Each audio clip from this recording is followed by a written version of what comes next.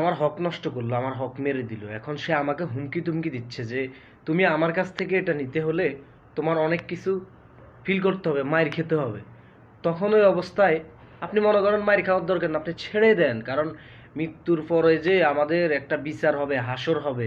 হাসরের দিন আপনি সারা জীবন এত নামাজ কালাম, এত কিছু পড়লেন, এত হজ জাকাত সবই করলেন, কিন্তু আমার হক আপনি নষ্ট করলেন, আমারে ঠগাইলেন। আপনি মনে রাখেন, আপনি হাসরের দিন আল্লাহ তাআলার কাছে বিচারের কাঠগড়ায় আপনি এটার জন্য আটকে যাবেন।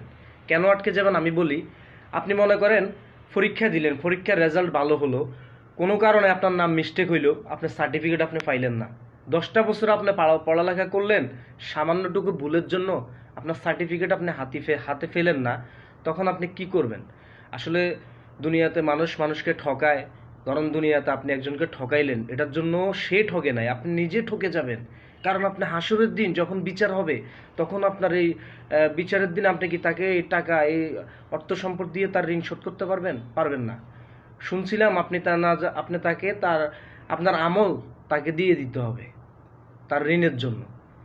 তো তার চেয়ে বরং কারোর সাথে দুর্নীতি করেন না, বুঝছেন? পাওনা দেওয়া থাকলে সয় সম্মানে দিয়ে দেন, আল্লাহর রাস্তায় ছেড়ে দেন, মাফ করে দেন, সব কিছু ঠিক হয়ে যাবে, কোনো কিছুই অভাব থাকবে না।